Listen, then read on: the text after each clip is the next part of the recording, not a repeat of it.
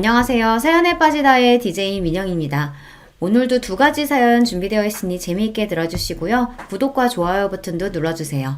그럼 오늘의 사연 바로 시작해 볼게요. 안녕하세요. 저는 새침댁이지만 엄마 생각하는 마음만큼은 비단결보다 더 고운 사춘기 딸아이를 키우며 살아가는 40대 엄마입니다. 지금은 딸아이와 마치 둘도 없는 단짝 친구처럼 투닥투닥 즐겁게 지내고 있지만 사실 제가 제 아이한테 참 미안한 게 많아요. 엄마가 심적으로 불안정할 때가 있어서 아이를 불안하게 만든 전적이 있거든요. 지금도 제 눈에는 마냥 아기 같은데 그때는 지금보다 더 어렸을 때니까 제가 참 죄가 많은 엄마입니다. 자식 앞에서는 무슨 일이 있어도 평정심을 유지하고 아이가 상처받지 않도록 노력해야 하는 게 부모의 도리이지만 그때는 그것조차 쉽지 않을 정도로 힘든 시간을 보내야 했어요. 바로 제 처자식 나몰라라고 밖으로 놔둔 남편 때문이었습니다. 아무리 부부 사이에 아이가 있으면 이혼이 쉽지 않다고 하지만 그놈은 자식 핑계로 제가 이혼이라고는 상상조차 못하리라고 생각하고 제멋대로 설치고 다녔어요. 제가 속을 보통 끓인 게 아니에요. 무려 저보다 잘났다는 여자를 만나 놀아난 남편이었습니다. 그런데도 저와 딸아이한테 미안해하기는커녕 뻔뻔하게 그지없는 인간이 바로 그놈인데요. 야, 너 같으면 너보다 더 잘난 여자 나타나서 관심 있어 하면 안 넘어가겠어? 너라고 별 수 있었겠냐고. 이게 이렇게 사람 취급도 못 받고 이 수모까지 당해야 할 정도로 내가 잘못한 거야? 어? 그래도 내가 우리 지 아빠인데. 이 정신 나간 놈이. 야, 너 말 잘했다. 결혼해서 새끼까지 딸린 놈이 똑바로 살 생각은 못하고 제 마누라, 제 자식 새끼 얼굴에 똥칠을 해? 그래놓고도 감히 니놈이 우리 지아를 입에 올려? 이 금수마트 못한 새끼야. 내가 나랑 내 새끼 기만한 놈을 그럼 가만히 두고 볼 줄 알았어? 아무리 아이 아버지라고 할지라도 내 자식 생각이라고는 한 톨도 안 하는 놈을 언제까지 마냥 두고만 봐줄 수 있겠습니까?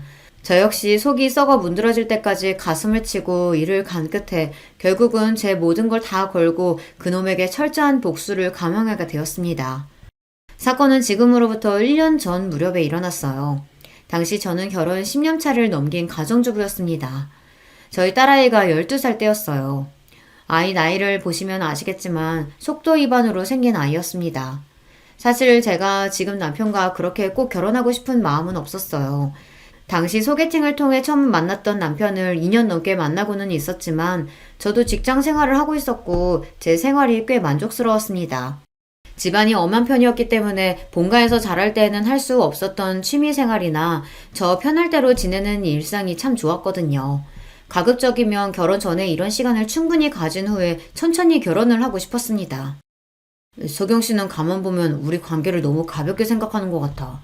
나는 처음부터 서경 씨 아니면 결혼할 생각 없다고 할 정도로 우리 관계에 진지한데 꼭 나만 그런 것 같아. 아이, 그럴 리가 있어. 나도 태훈 씨한테 마음 없었으면 뭐하러 일부러 시간 내서 사람을 만나겠어. 내 성격 안 그런 거 잘 알잖아. 네, 제가 워낙 집순이였던지라 그 말이 틀린 건 아니었어요. 굳이 별일 없는데 외출해서 사람 만나고 그러는 게 저는 좀 피곤하더라고요. 그래서 그때까지 그 나이가 차도록 변변하게 연애도 길게 지속하지 못했었습니다. 연애라는 게 생각보다 노력이 많이 필요한 일이더라고요. 지금도 매일같이 밖에서 데이트하는 젊은 커플들을 보고 있으면 둘 다 에너지가 참 대단하다 하고 싶고 그래요. 그러니 비록 저보다 남편이 제게 더 적극적으로 다가왔다고 해도 남편에게 아예 애정이 없었더라면 저도 그렇게 수고스러운 일을 하지는 않았겠죠. 비록 결혼에 대한 견해가 서로 다르긴 했지만 말입니다.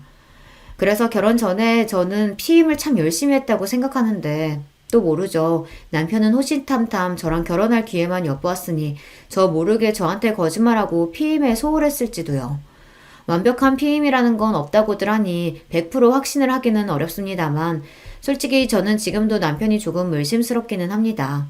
그거야 후일담이고 어떻게 생겼든지 언제 생겼든지 간에 제 딸아이가 제 인생 그 무엇과도 바꿀 수 없는 제게 가장 소중한 존재라는 것은 변함이 없습니다. 그 아비가 어떤 인간인지와는 별개로 아이는 제게 그 이전까지는 전혀 알지 못했던 새로운 영역으로 제 삶을 확장해준 제게는 우주와도 같은 존재니까요. 워낙 보수적이고 가부장적이셨던 저희 친정아버지는 막내딸의 혼전 임신 소식에 노발대발하셨습니다. 당연히 귀한 딸 시집도 가기 전에 덜컥 임신부터 시키는 예비사위를 못 잡아먹어서 안달이셨습니다. 그러면서도 주변에 소문이라도 날까 싶어 전전긍긍 하셨으니 저희 결혼은 사실상 예정되어 있던 거나 마찬가지였어요. 남편 역시 저희 집안 사정이 그런 걸 진작 알고 있었으니 제가 결혼 전에 임신하게 되면 무조건 저랑 결혼할 수 있다는 것도 알고 있었겠죠. 비록 그 일로 장인어른의 못마땅한 사이가 되었지만 말입니다. 그래도 결혼 허락받을 때까지는 저희 아버지 앞에서 미안한 척이라도 하더니 결혼에 성공하고 나니 그때부터는 저희 아버지한테 잘 보일 노력조차 안 하더라고요. 그야말로 결혼 자체가 목적이었지 싶습니다. 살갑게 굴어도 쉽게 화가 풀리지 않을 판에 남의 딸 도둑질하듯 데려간 사위가 저희 집에서도 예뻐 보일 수 없었겠죠. 아마 결혼하고 나서라도 그 사람이 저희 집에 좀 살갑게 굴었다면 그 정도까지 되지는 않았을 텐데. 덕분에 결혼 생활 내내 남편과 저희 친정 간의 관계는 그리 좋지 못했습니다. 저희 부모님한테 안부 전화 한번 제대로 드리지 않는 것은 말할 것도 없고 명절에 자기 본가 드리는 건 당연하게 생각하면서 저희 집에는 한번 가봐야 하지 않겠냐는 빈말 한마디 안 하더라고요. 당신 진짜 해도 해도 너무한다. 당신만 자식이야? 나도 우리 집에서는 귀한 자식이야. 명절 당일 내내 당신 집에서 뼈가 빠지게 나 혼자 일했으면 당신도 우리 집에 얼굴 한번 비춰야 맞는 거 아니야? 그렇다고 우리 집에서 당신 집처럼 당신한테 일을 시키기로 했어 뭐 했어? 내오는 음식 한 끼 먹고 오는 것도 그렇게 못하겠어? 명절 연휴 며칠이나 된다고 거기까지도 갔다 오냐? 당신도 직장생활 해봤으니까 직장인한테 얼마 안 되는 휴일이 얼마나 귀한 줄 뻔히 알면서 그것도 하나 이해 못해줘? 전 그렇게 가고 싶으면 지아 데리고 당신이랑 둘이 다녀오면 될 거 아니야. 내가 뭐 나 없으면 못 가게 뜯어말리기라도 해? 그런 건 당신이 좀 알아서 해. 남편이 벌어다 주는 돈으로 집에서 편하게 살림이나 하면서 이런 것까지 귀찮게 굴어야겠어? 편하게 살림이나 한다니? 내가 그 말버릇 고치라고 했지? 제가 지아 낳을 무렵부터 몸이 좀 많이 안 좋았거든요. 지아 낳고 나서도 한동안은 출산 후유증으로 고생을 꽤나 해야 했습니다. 그래도 유부녀가 되었어도 어느 정도 경제력을 갖추고 있어야 발언권이 좀 있을 것 같아서 가급적이면 회사에 붙어있고 싶었으나 병가가 길어지다 보니 저로서도 눈치가 보이지 않을 수가 없더라고요. 결국 무거운 마음을 안고 다니던 회사를 정리해야만 했습니다. 저는 이제 꼼짝없이 집안에 갇혀 살게 될 것 같아 마음이 정말 안 좋았어요. 그런데 저를 위로하길커녕 입이 귀에 걸린 남편이 싱글벙글 말했습니다. 그래, 당신 몸도 안 좋은데 무슨 회사야. 그렇지 않아도 아이 낳으면 아이는 엄마 손으로 직접 키우는 게 가장 좋다 그랬어. 설마 내가 당신 돈 안 벌어온다고 구박이라도 하겠어? 귀한 내 새끼 키우느라 집에서 고생하는 사람한테? 당신이 밖에 나가서 고생 안 해도 내가 몸 부서져라 이래서 당신이랑 우리 딸내미 먹여 살릴 테니까 걱정하지 마. 지금 생각해보면 그렇게 제 팔다리 다 자르고 나서 남편이 얼마나 신이 났을까 싶습니다. 집에서 얌전히 제 새끼 키워주며 자기 뒷바라지 착실히 할 부인으로 저를 낙점했는데 애초에 제가 직장 다니는 걸 그렇게 반기지도 않았어요. 그게 이 나이 먹고는 뻔히 보이는데 그때는 왜 미처 알아보질 못했을까요? 어른들이 결혼 전에 사람 많이 만나봐야 한다고 하시는 게 이래서인가 봅니다. 제가 사람 보는 눈이 없어도 너무 부족했던 겁니다. 어쨌든 그렇게 전업주부가 되고 나자 제 한몸 부서지게 가족 부양하겠다는 다부진 다짐과는 달리 슬슬 남편 불평이 늘어만 갔습니다. 당신 집에서 살림만 하는 여자가 반찬이 이게 뭐냐? 내가 10첩 반상까지는 안 바래도 밖에서 고생하는 남편 생각하면 밥이라도 제대로 먹여야겠다는 생각 안 들어? 진짜 너무한다. 10첩까지는 안 되더라도 7첩 정도는 되는 밥상이었어요. 그나마 낮에 저 혼자 먹을 때는 아이 혼자 독박 육아하느라 밥에 물 말아서 겨우 김치나 무말랭이 얹어 먹는 둥 마는 둥 밥이 입으로 들어가는지 코로 들어가는지도 모르게 초라한 한 끼를 해결했습니다. 남편 들어오는 저녁 시간대에 아이 등에 업고 관절 다 상해가며 퇴근에 고생했을 남편 음식만큼은 제가 먹는 것과 비교도 되지 않을 정도로 정성을 쏟아 준비한 거였어요. 그래도 아이 낳고 제가 몸 상태가 썩 좋지 않을 때는 저를 위로해주는 척이라도 하는 사람이었기에 저렇게 180도 변한 태도에 처음에는 제가 정말로 잘못했나 싶어 제대로 대꾸도 못했습니다. 저 혼자 서운한 마음에 울기도 여러 번이었습니다. 곧 그게 그놈이 제 마누라를 길들이겠다고 부린 패악이라는 걸 깨닫고 그 다음부터는 밥상머리에서 타박하면 밥삭이고 뭐고 싹 걷어치워버렸지만 말이에요. 여보, 내가 잘못하긴 했는데 그래도 음식 귀한 줄도 모르고 해놓은 것까지 싹 갖다 버리는 건 좀 그랬어. 몇 날 며칠 저녁이라고는 구경도 못 해본 놈이 사과랍시고 하는 말에 귀도 안 차더군요. 그렇게 제가 직장 간둔 이후로 점점 부부 사이는 벌어지고 있었습니다. 하는 일마다 반응이 저 따위인데 어떻게 사람한테 정을 붙이고 살 수 있었겠습니까? 그저 이미 생긴 딸아이 아비 없는 자식 만들 수는 없으니 이 악물고 참았던 거죠. 내가 돈만 있으면 이 더러운 꼴 안 보고 우리 지아 데리고 단박에 이 집구석 박차고 나가는 건데 그런 생각을 얼마나 했는지 몰라요. 하지만 아이 낳고 경력 단절을 경험해 보신 주부님들이시라면 다들 공감하시겠지만 재취업이라는 게 결코 쉬운 일이 아닙니다. 거기다 아이까지 딸려있으면 더하죠. 중년 여성들이 일할 수 있는 자리가 마트 캐셔밖에 없다는 소리가 괜히 나온 소리는 아니더라고요. 저도 아이 재워놓고 남편 몰래 조금이라도 돈 벌 수 있는 방법이 없을까 취업 사이트를 뒤적이다 한숨을 쉬며 덮은 적이 한두 번이 아니었습니다. 그나마도 아직 아이가 유치원도 가지 않았던 당시로서는 혼자서 집에서 독박 육아하고 있는 제가 할 수 있는 일이라고는 없었어요. 아이 키우는 것만으로도 정말 잠이 모자랄 지경이었으니까요. 자연히 남편한테는 관심이 많이 멀어졌습니다. 대화가 길어지면 꼭 사람 말투리를 잡고 늘어지는 사람이니 길게 대화를 하고 싶지도 않았습니다. 저와 몇 번의 기싸움 끝에 제가 쉽게 자기 뜻대로 고분고분해질 유형의 인간이 아님을 파악했는지 이제 남편도 특별히 할 말이 없으면 굳이 저한테 말을 붙이지는 않더라고요. 부부라고 하기엔 다소 삭막하다고 느껴질 수 있지만 애초에 저희 관계를 이런 식으로 몰아간 것 역시 남편이었습니다. 솔직히 제 입장에서는 남편에 대한 원망이 적지 않았습니다. 우리 딸이 제게 존재 자체가 축복인 것과는 별개로 아이가 생기는 과정 역시 제 입장에서는 석연치 않았어요. 결혼 이후 저나 저희 친정을 대하는 태도도 실망스럽게 짝이 없었습니다. 거기다 제가 직장 관두고 싶어 하지 않는다는 걸 뻔히 알면서 제가 회사 정리할 때 보였던 그 즐겁기 짝이 없는 태도는 또 어떻고요. 그 이후로 제 새끼 키우고 살림하느라 몸이 남아나지 않는 제 마누라를 마치 식충이처럼 취급하던 건방진 태도는 말할 것도 없습니다. 결론부터 말하자면 제 결혼 생활은 이미 실패나 다름없었어요. 집에 월급 가져오는 것 말고는 제 입장에서 이점이라고는 단 하나도 없는 결혼 생활이었습니다. 그나마 그것도 제가 결혼하지 않았더라면 제 한 몸 먹고 사는 데는 전혀 지장이 없었으니 그리 이점이라고 할 것도 못 되지만요. 그래도 어찌되었든 제 새끼 아빠이고 남편이 벌어오는 돈으로 우리 딸 먹이고 입히고 있으니 저도 제 할 도리는 최선을 다해서 임했습니다. 저희 친정아버지 어머니 앞에 얼굴 한번 제대로 비추지 않는 남편이었지만 저는 시댁 행사에 빠짐없이 참여해 몸이 부서져라 음식이며 살림이며 해냈어요. 반찬 투정하는 남편놈 딱 굶겨 죽였으면 싶었으나 매일 저녁 정성 들여 저녁 준비를 했습니다. 철마다 보양식 해다 바치는 것도 빼먹지 않았고요. 생각해보면 결혼 전에 남편이 왜 그렇게 저랑 결혼 못해서 안달이었는지 이해 못할 것도 아니에요. 그렇게 속을 부글부글 끓이면서도 결국은 아내의 할 도리를 다 해내는 저였습니다. 그런 제 성정을 진작에 알아차린 거였겠죠. 결혼만 하면 자식 알아서 키워주고 식사며 살림이며 완벽하게 되는 그런 안락한 가정을 가질 수 있는데 결혼 전 그 잠깐 제 앞에서 알람 방귀 뀌는 게 뭐 그렇게 어려웠겠습니까? 영업직이라서 퇴근이 이른 편도 아닌데 집에 와서 꼬박꼬박 저녁 받아 챙겨 먹는 걸 보면 그리 음식 타박을 해도 제 요리 솜씨를 썩 만족스러워 한다는 걸 알 수 있었어요. 주둥이로 나불나불 음식이 어떠니 어쩌고저쩌고 하는 것도 저 길 한번 들여보겠다는 개수작인 건 티가 나도 너무 났어요.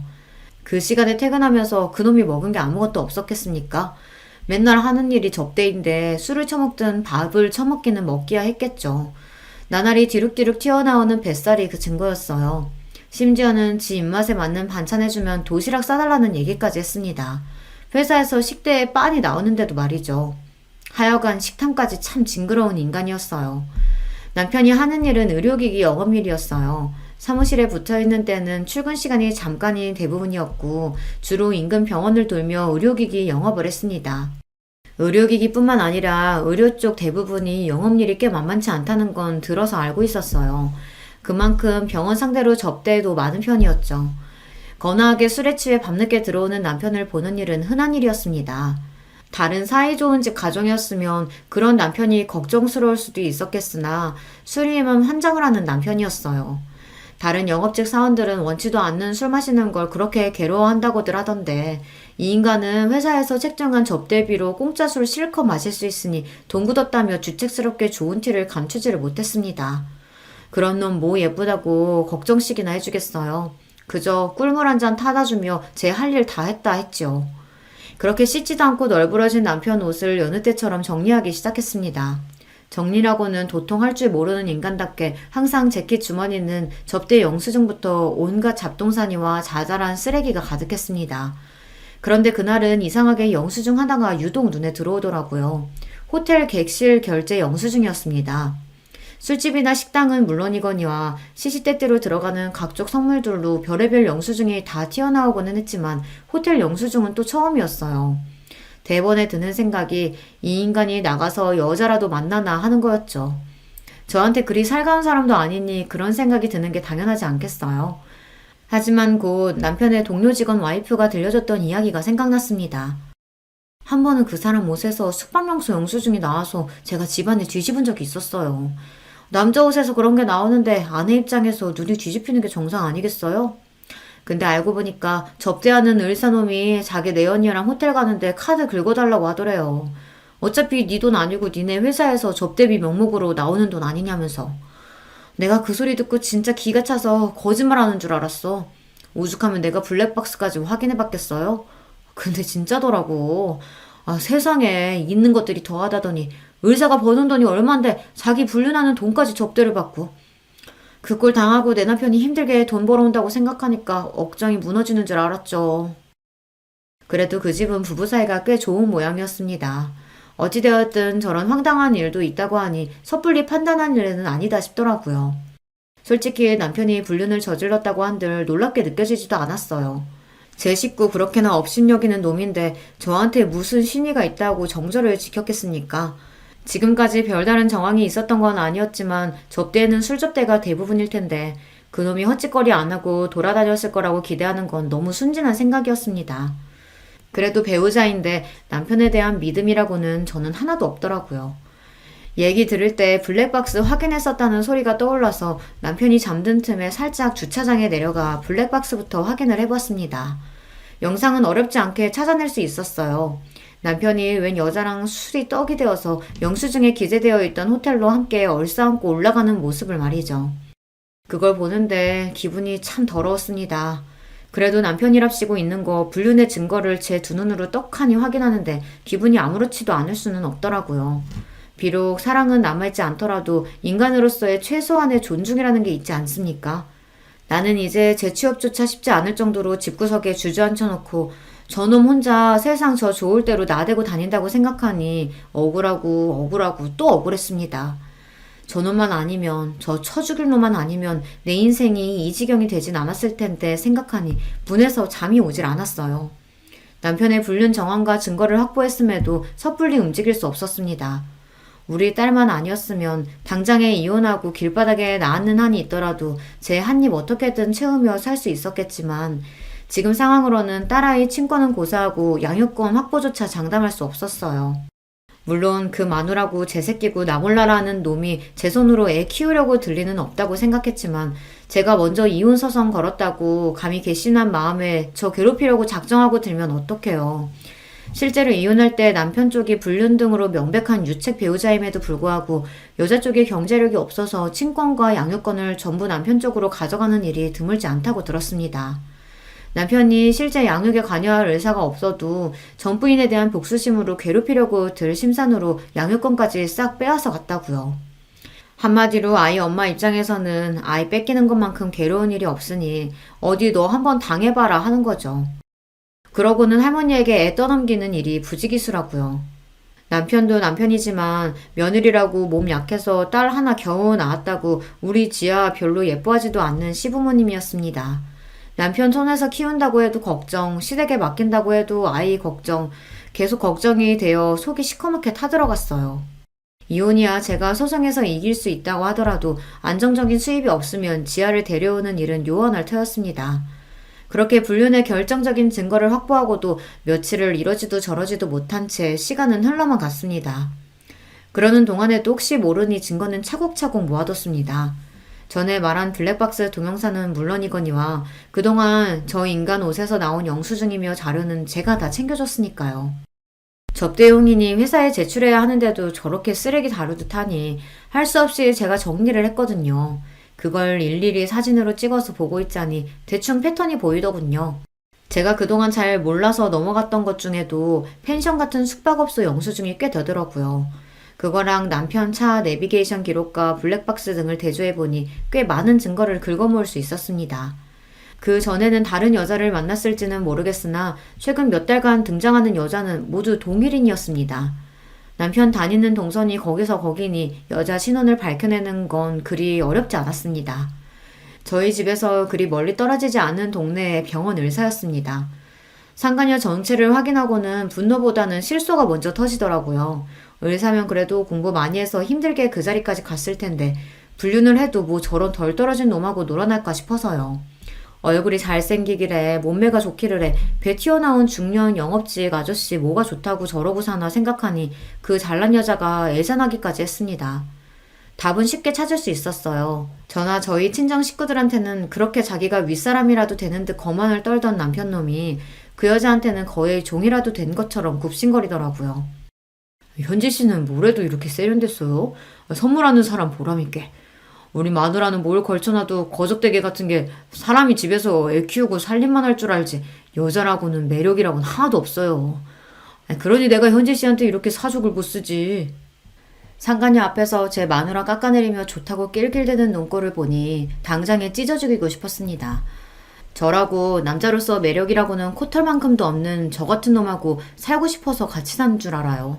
우리 지아 아니었으면 진작 버렸을 놈이 감히 상간녀라는 여자 앞에서 저를 여자로서 전혀 가치도 없다는 식으로 이야기하자 수치심에 몸이 덜덜 떨렸습니다. 그 이후로도 갖은 더러운 음담패설을 주고받으며 꼴값을 떨고 있는 연놈들을 보고 있자니 구역질이 나서 참을 수가 없었습니다. 저는 결국 참지 못하고 새벽에 기어들어와 자빠져 있는 놈에게 물을 한 바가지 퍼다 물벼락을 내렸습니다. 이게 뭐야? 당신 미쳤어? 미치긴 네 놈이 미쳤지. 이 더러운 불륜놈 새끼야. 제가 소리를 빽 지르자 생각지도 못했던 일격에 놈 얼굴이 싹 굳어버렸습니다. 그러고는 벌떡 일어나 제 양 어깨를 우악스럽게 틀어쥐고 흔들어댔어요. 야, 너 그거 어떻게 알았어? 어? 이거 놔. 안 놔? 놔, 이 새끼야! 그렇게 한참을 실랑이하다 서로 씩씩대며 노려보는 대치 상태가 되었습니다. 당장 네 더러운 짓거리 블랙박스 영상으로 다 확인했다 쏘아붙이려다 그래도 상황이 어찌 될지 모르니 아직 까발릴 일은 아니라고 생각했습니다. 그렇게 사방팔방 세상 무서운 줄 모르고 설치고 돌아다니는데 네 놈 아는 사람 하나 못 볼 줄 알았냐? 뇌가 없어도 아주 유부녀랑 붙여먹을 생각에 눈가를 베는 게 없었나 봐. 어? 너 현지씨 신상까지 털었어? 와, 너 진짜 무섭다. 이런 뻔뻔한 놈이, 그게 불륜한 놈이 할 소리야? 네가 이렇게 독한 여자니까 내가 밖으로 놔둘 수밖에 없는 거야. 이미 얘기 들었다니까 더 숨길 것도 없고. 야, 너 같으면 그런 여자가 관심 있었는데 그냥 있겠냐? 집에서 후줄근한 여자만 보다가 그 잘난 여자가 만나보자는데 싫다고 하겠냐고. 거기다 무려 의사인데 내가 이때 아니면 언제 또 의사를 만나보겠냐? 너보다 능력 좋지 얼굴 예쁘지 길 가는 남자 갖고 물어봐라. 열이면 열 다 너보다 우리 현지씨를 택하지. 야, 너 말 다 했어? 할 말이야 차고 넘치지. 너 행여나 이혼 한 해 만에 설칠 생각하지 마라. 너 이혼 소송 거는 그 순간 우리 지아랑 못 볼 줄 알아. 변변한 직업도 하나 없는 게 무슨 능력으로 내 딸을 데려다 키워?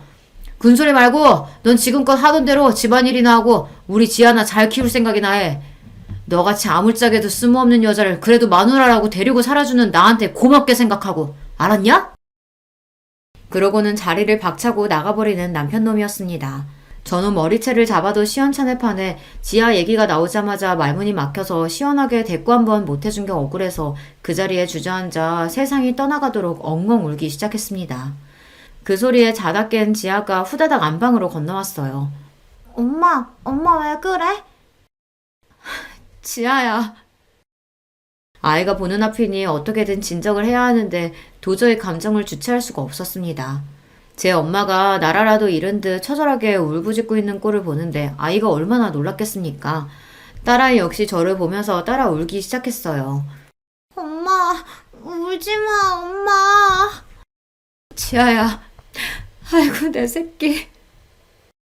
그렇게 모녀가 그 새벽에 한참을 얼싸안고 통곡을 했습니다. 다음날 아침 저도 저지만 우리 아이 꼴도 말이 아니었어요. 목이 퉁퉁 붓고 눈이 불어터지도록 울어댔으니 미열까지 나는 딸아이를 보며 복수심에 가슴이 타들어가는 듯 했습니다. 남편 놈 말 맞다나 우리 지아를 잃을 수 없으니 지금으로서는 이혼 소송조차 걸 수가 없었습니다. 그렇다고 이대로 놈 말처럼 쥐죽은 듯이 참고 살자니 그건 그것대로 화가 차올라서 도무지 견딜 수가 없었어요. 그놈이 아니라면 그 상간녀라는 여자에게라도 어떻게든 복수를 해야만 제 숨통이 트일 것만 같았습니다. 지금 생각하면 스스로도 참 어처구니가 없습니다만 저 여자가 남편 채갔으니 저도 저 여자 남편 채가는 게 공평한 일 아니냐는 생각이 들었어요. 평소에 사랑이라고는 코딱지만큼도 없는 놈인데도 말이죠. 그만큼 저도 정신이 나가 있었어요. 여자 신원을 확보했으니 그 남편이 누구인지 알아내는 것 또한 어렵지 않았습니다. 잘난 여자의 남편답게 상간녀 남편은 제법 건실한 회사를 운영하고 있는 한 회사의 대표님이었어요. 회사 홈페이지에 대표 소개에서 확인한 사진을 보니 외모도 멀끔한 것이 제 남편놈하고는 비교하는 게 미안할 지경이더라고요. 도대체 그 여자 정신 상태가 어떻게 되어먹은 건지 의심스러울 정도였어요. 하기야 불륜하는 것들 심리를 정상인인 제가 어떻게 이해하겠습니까? 저 같은 평범한 여자가 쉽게 만날 수 있는 사람이 아니니 그 남자한테 접근하는 것조차 쉽지 않았습니다. 그렇게 회사 앞에 죽치고 며칠을 지켜본 결과 회사 접대 차원에서 점심시간대에 그 남자가 자주 가는 고급 한정식집이 있다는 걸 알아낼 수 있었습니다. 그래도 하늘이 저를 아주 버리진 않으셨는지 마침 그 식당에서 서빙을 할 직원을 모집하고 있더라고요. 저는 결혼하고 처음으로 샵까지 들러서 최선을 다해 그럴싸하게 용모를 꾸미고 실로 오랜만에 면접을 보았습니다. 그래도 제가 아직 죽지는 않았던지 임시 파트타임으로나마 일자리를 얻을 수 있었습니다. 그렇게 며칠을 호시탐탐 그 남자가 오길 기회만 노리고 있었어요. 마침내 예약 명단에서 그 남자 이름을 발견했을 때는 심장이 미친 듯 방망이질 치기 시작했습니다. 여기까지 왔으니 뭐라도 해야 하는데 이건 보통 사람이 할 짓이 아닌 일인지라 제가 말이나 제대로 할 수 있을지 긴장되었어요. 그렇게 떨리는 속마음을 감추고 접대 상대와 함께 예약실로 들어선 그 남자 앞에서 겉으로는 침착하게 서빙을 했습니다. 함께 오신 분이 통화 용건이 있으신지 잠시 자리를 비우셨을 때 이때가 아니면 기회가 없다 싶었어요. 제가 도대체 무슨 생각으로 그 사람 앞에 가서 섰는지 모르겠습니다. 저는 어색하게 웃으며 말했어요. 식사는 맛있게 잘하고 계신가요? 네. 네. 맛있게 잘하고 있습니다. 감사합니다. 접대 중간에 갑자기 말을 거는 제가 무례하게 느껴질 수도 있는데 당황하면서도 정중하게 대답하는 게 매너가 몸에 밴 사람 같았어요. 그 여자는 이런 남편을 놔두고 대체 왜 다시 한번 의문을 가지며 제가 말했습니다. 실은 제가 여기서 여러 번 뵀는데 대표님이 너무 멋지셔서요. 혹시 제가 차 한 잔 대접해도 될까요? 제 말에 그 사람 표정이 묘하게 바뀌었습니다. 제 입으로 말하기 민망하긴 하지만 며칠간 단단히 용모에 신경을 써서 제 겉모습이 그리 보기 나쁘지 않았습니다. 가벼운 남자라면 그냥 유일거리로도 한 번쯤은 눈길을 줄만하다고 생각해요. 비록 이런 짓도 아무나 하는 게 아닌지 그리 말을 걸고도 두려운 마음에 손이 벌벌 떨렸지만 말입니다. 하지만 그 사람 반응은 단호했어요. 혹시 모르시고 하신 말씀인지 몰라 말씀드리자면 저 유부남입니다. 아들도 둘이나 있고요. 지금 그 말씀은 못 들은 걸로 할게요. 잠깐만. 저도 모르게 당황해서 물컵을 실수로 쳐서 넘어뜨렸습니다. 제 손이 벌벌 떨리는 걸 그 사람도 분명 보았을 거예요. 분명한 거절 의사에 저도 모르게 안도하는 마음이 들었다는 걸 깨닫자 순간 저 스스로가 너무 한심해서 수치심을 견디기가 어려웠어요. 뒷말을 잇지 못하고 제가 눈물만 뚝뚝 떨구자 갑작스러운 상황에 그분도 당황스러워 보였어요.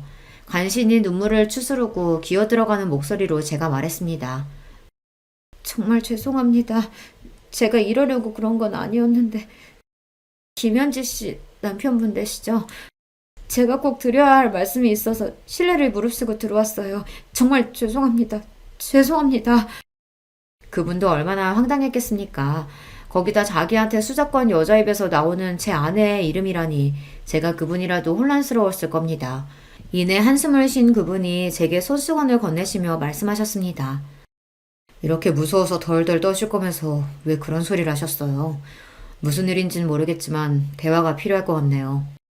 그렇게 뜻밖에도 상간녀의 남편과 제대로 된 대화의 기회를 얻게 되었습니다. 아내의 불륜 사실을 폭로하는 낯선 여자의 말에 그분 눈동자가 세차게 흔들렸으나 저한테 증거 자료가 이미 너무나 많았습니다. 결국 아내의 불륜 사실을 받아들이고 참담하게 일그러진 표정을 보니 죄송한 마음이었지만 그분이 좋은 분 같아서 더더욱 이 사실을 모르고 살기에는 아까운 분이라는 생각이 들었습니다. 알고 보니 상간녀와 상간녀 남편 사이에는 쌍둥이 아들까지 있더라고요. 저 유복한 가정에 눈에 넣어도 아프지 않을 귀한 아들들의 자기는 을사식이나 되는 완벽한 인생을 살고 있는 여자가 도대체 뭐가 아쉬워서 제 남편놈 같은 모자란 놈하고 그리 더럽게 놀아난 건지 다시 한번 그 여자 속내를 이해할 수가 없어 답답해졌습니다. 생각보다 빠르게 마음을 추스른 그분이 제게 말씀하셨어요. 솔직히 참담한 심정이지만 이석영 씨가 저한테 알려주지 않으셨다면 저는 아무것도 모르고 아내에게 속아서 살았겠죠. 그건 정말 감사드려요. 하지만 이석영 씨도 남편에 대한 분노가 크신 것 같은데 왜 이혼하지 않고 저한테 이런 방식으로 접근하신 건지 이해가 안 가네요. 저랑 우리 딸 기만한 저런 놈 당장이라도 버리고 싶지 않은 거 아니에요. 대표님은 넉넉하신 분이니까 제 마음 이해 못 하시겠지만 아무리 상대방이 유책 배우자라고 해도 아이 양육할 조건을 갖추지 못하면 아이 데려오는 게 쉽지 않아요. 그 인간 만나면서 직장도 원치 않게 그만둬야 했고 아이 키우면서 그간 공백이 짧지 않으니 제대로 된 직장 구하는 일도 쉽지 않은데 어떻게 쉽게 이혼 소송을 걸겠어요. 그러다 우리 딸 뺏기면요. 그놈도 그걸 아니까 불륜 저지르고도 저렇게 뻔뻔하게 나오는 거겠죠. 아마 그놈은 제가 대표님 만날 거라고는 상상하지도 못할 거예요. 자기 뜻대로 분해도 숨죽이고 제 뜻대로 살아줄 줄 알았겠죠. 하지만 이렇게라도 하지 않으면 도저히 견딜 수가 없어서 대표님께는 정말로 죄송합니다. 제가 그분께 아내의 불륜 사실을 알려드리기는 했으나 그렇다고 좀 전에 무례가 용납되는 건 아니었습니다. 제가 미쳐도 정말 단단히 미쳤었던 거예요. 우리 지아를 두고 남편놈이랑 똑같은 더러운 짓을 하려고 했다니 이건 저희 딸에게 속으로 평생을 사죄해도 모자랄 겁니다. 제 사정 설명을 듣고 그분은 생각이 많아 보였습니다. 그러면 이렇게 하는 건 어떻겠습니까? 그렇게 그분 입에서 나온 말은 제 입장에서는 두 눈이 번쩍 뜨일 정도로 실로 놀라운 것들이었습니다. 그렇게 저희는 그날 날이 다 저물도록 두 눈을 형형히 빛내며 오랜 시간 심도 있는 대화를 나눴습니다. 그리고 또 며칠의 시간이 흘렀습니다. 제가 놈 불륜 사실을 알고 있음을 폭로한 다음부터 남편 놈은 자기한테 여자가 있다는 사실을 이제 감추지도 않았습니다. 오히려 그걸로 제가 상처를 입었다는 사실을 눈치채고는 간만에 풀이 죽은 제 모습에 흡족해 하기까지 해보였어요. 저는 놈이 그렇게 계속 착각 속에 살 수 있도록 평소와 다름없이 아이를 돌보고 그 쳐죽여도 모자랄 놈 저녁까지 따박따박 해다 바쳤습니다. 돼지처럼 처먹는 놈 목구멍에 콱 음식을 처박아서 죽여버리고 싶었으나 이것도 며칠만 참으면 된다고 애써 스스로를 달래며 때를 기다렸습니다. 그렇게 며칠 후 남편의 회사 게시판과 그 지역 최대 인터넷 커뮤니티에 익명의 글이 하나 올라왔습니다. 유부남 회사 직원과 역시 유부녀인 접대 대상 여의사의 불륜 정황이 담긴 동영상이 포함된 게시글이 말이죠. 바로 남편놈과 상간녀의 불륜 증거였습니다. 곧장 지역 커뮤니티가 터질 정도로 반응이 뜨거웠어요. 아무래도 그런 사이트를 이용하는 사람 중 지역 주부들 비율이 가장 높을 테니 그들에게야 이런 사건이 감정이입하기 가장 좋지 않겠습니까?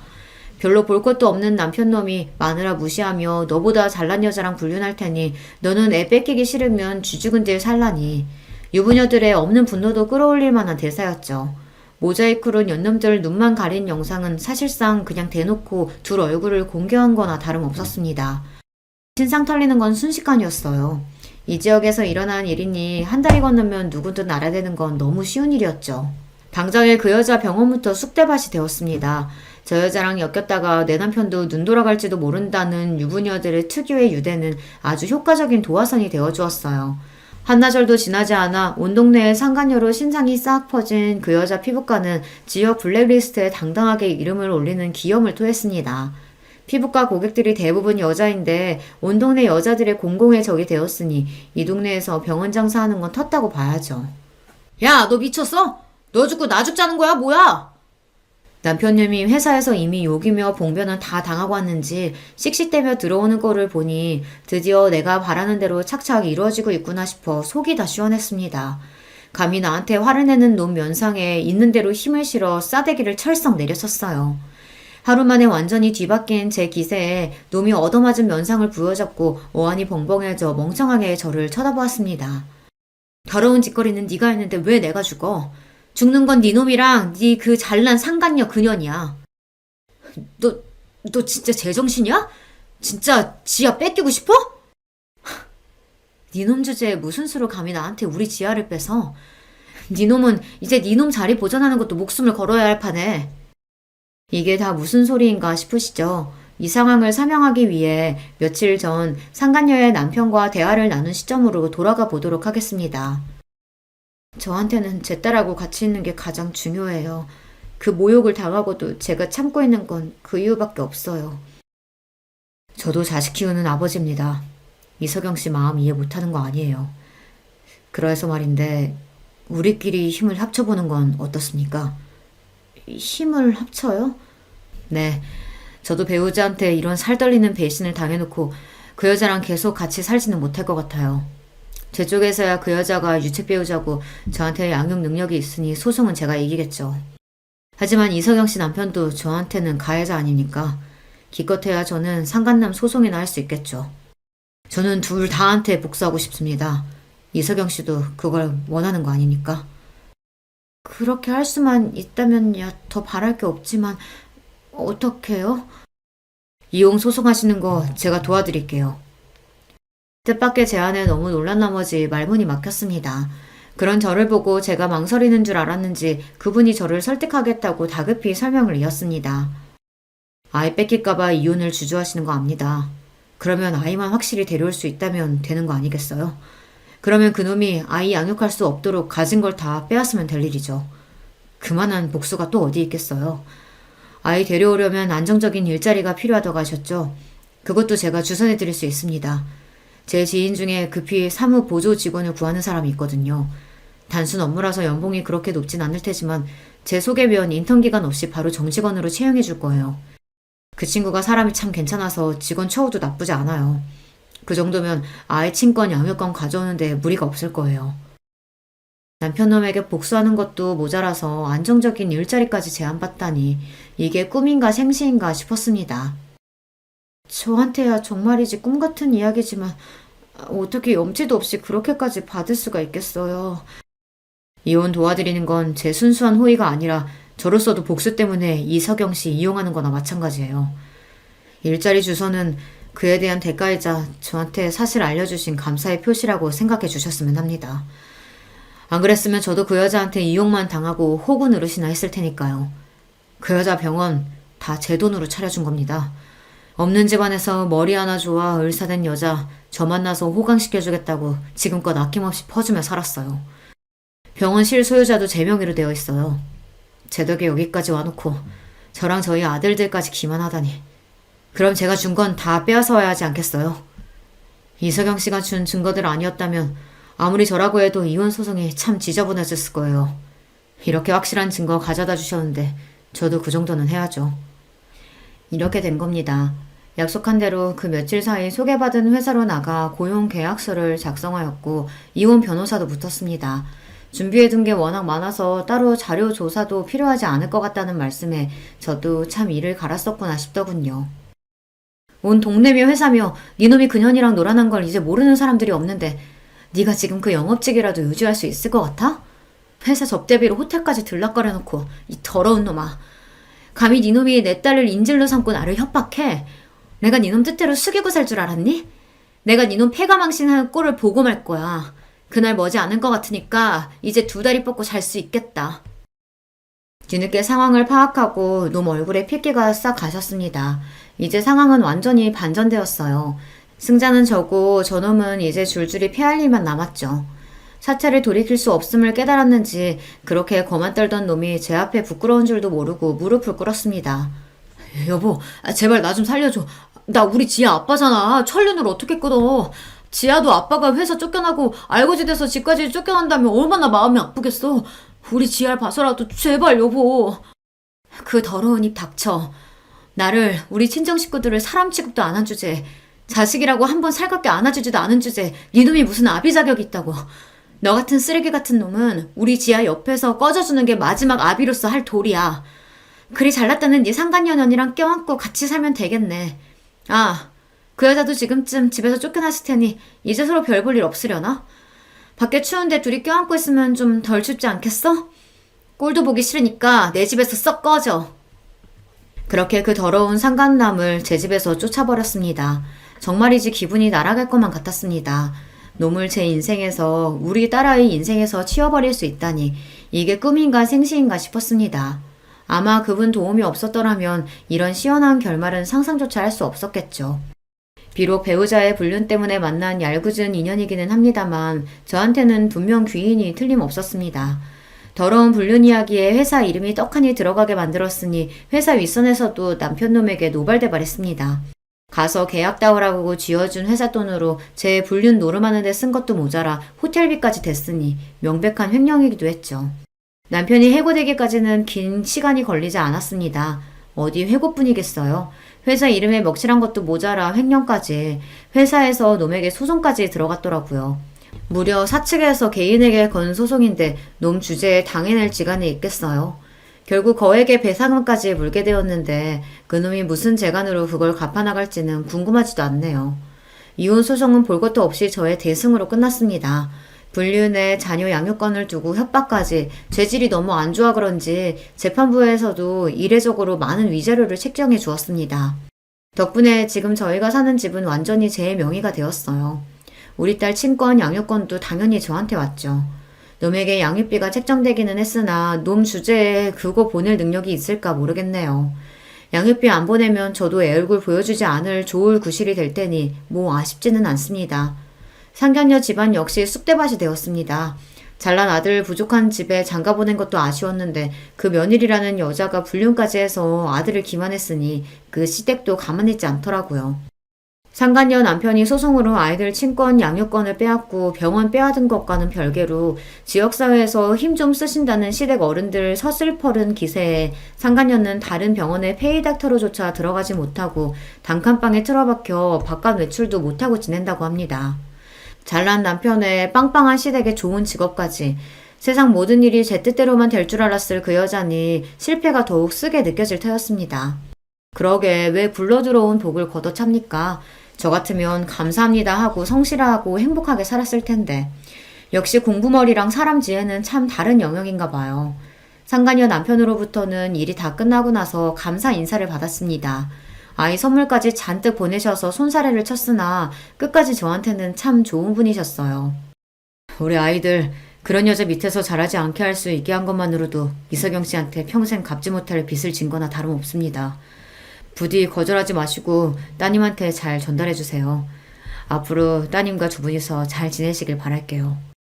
그 이후로 그분과 따로 연락하고 지내지는 않습니다. 고마운 인연이긴 하지만 사실 서로 껄끄러운 관계이기도 하죠. 마음으로나마 저 역시 그분과 그 아드님들이 부디 잘 지내시기를 진심으로 바라고 있어요. 소개해주신 일자리는 생각보다 훨씬 괜찮았어요. 말씀하신 대로 직원 처우가 굉장히 좋아 일에 적응하기도 수월했습니다. 정시 퇴근하고 집에 돌아오면 학원 마치고 돌아온 아이와 둘이 좋아하는 음식을 번갈아 함께 만들어 먹으며 즐거운 저녁 시간을 보내곤 합니다. 그놈이랑 같이 살 때에는 저 좋은 음식만 찾는 통에 저희 좋은 건 늘 따로 숨어가며 먹곤 했거든요. 그 식충이 없으니 집안이 이리도 평화롭네요. 저희는 이렇게 살고 있습니다.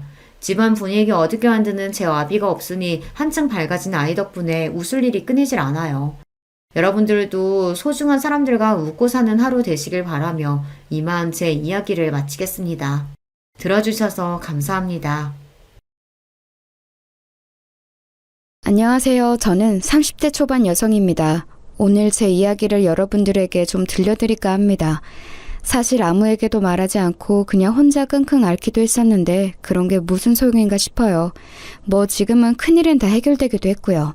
제 입으로 이런 말 하기 좀 그렇지만 저는 성격이 진짜 좋아요. 이건 제 주장은 아니고 제 주변 사람들이 입이 닳도록 저에게 하는 칭찬입니다. 제가 생각해도 저는 잘 참기도 하고 딱히 누군가와 싸우는 것도 좋아하지 않는 평화주의자거든요. 좋은 게 좋은 거라는 생각을 늘 가지고 살기 때문에 남과 부딪힐 일을 딱히 만들지 않아요. 혹시 누가 와서 부딪히려고 해도 제가 피하는 타입입니다. 그래서 남들이 볼 땐 정말 무던하고 잘 참고 또 성격이 좋은 걸로 보이죠. 실제로도 그렇고요. 그런데 그런 저에게도 도저히 참을 수 없는 일이 생긴 적이 있거든요. 오늘은 그 일에 대해 이야기를 하려 합니다. 우선 그 일을 제대로 잘 이야기하려면 저의 배경부터 설명을 해야겠네요. 그니까 집안 환경, 학벌, 사람들이 흔히들 이야기하는 조건이라는 건 말입니다. 저는 부유한 집안에서 나고 자란 편이에요. 그렇지만 사람들은 그런 줄 잘 모릅니다. 왜냐고요? 그건 정말 유별난 저희 부모님의 지론 때문이에요. 그게 잘못됐다거나 틀렸다는 건 아닙니다. 다만 좀 답답할 뿐이에요. 그게 뭐냐면 뭐든 드러내지 않으시는 거였어요. 무슨 비밀도 아닌데 자신들의 직업을 어디 가서 이야기하지 않으셨습니다. 어머니는 나름 이름이 좀 알려진 화가시고 아버지는 교수신데 정말 친한 친구들 말고는 아무도 저희 부모님 진짜 직업을 모르세요. 그게 자랑거리가 아닌데 사람들이 자랑거리처럼 받아들이는 게 너무 싫으시다고요. 오죽하면 제 고등학교 담임선생님들은 엄마가 그림 그리는 걸 취미로 삼는 전업주부에 아버지가 그냥 대충 애들 가르치는 일을 한다 정도로만 아세요. 학교에서 애기들 가르쳐요. 초등학교 교사인 줄 아는 사람이 대부분입니다. 나름 대한민국에서 제일 공부 잘한다는 학생들만 간다는 대학 교수를 있으면서 자기소개를 저렇게 한다니까요. 대단히 청렴결백해서 그러신가 보다 그냥 남들 앞에서 으스대는 느낌을 본인들이 받는 걸 극도록 싫어하시는 것 같아요. 그래서 저도 어디 가서 저희 부모님이 뭐 하시는지에 대해서 습관적으로 말하지 않는 버릇 아닌 버릇이 생겼어요. 어느 정도냐면 제가 결혼을 했는데 저희 시누이가 저희 어머니와 아버지의 정확한 직업을 모릅니다. 그냥 학생들 가르치는 걸로 그 정도만 알고 있어요. 저희 부모님은 제 인생에 별 관여를 하시지 않는데 이것 또한 어느 정도냐면 제가 적성에 안 맞는다며 대학을 그만둔다 했을 때도 그래라 이 한마디가 전부였을 정도예요. 제가 대한민국에서 가장 좋은 대학을 들어갔거든요. 저희 집 분위기 어느 정도인지 아실 수 있겠죠?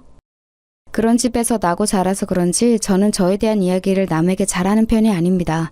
남편에게도 그랬어요. 아르바이트를 하다 만난 남편은 제가 가난한 집 딸인 줄 알았다 했습니다. 그래서 저희 집에 인사 갔을 때 생각보다 집이 평범해서 놀랐다고 했어요. 그럼 다 쓰러져가는 집에서 살 줄 알았어?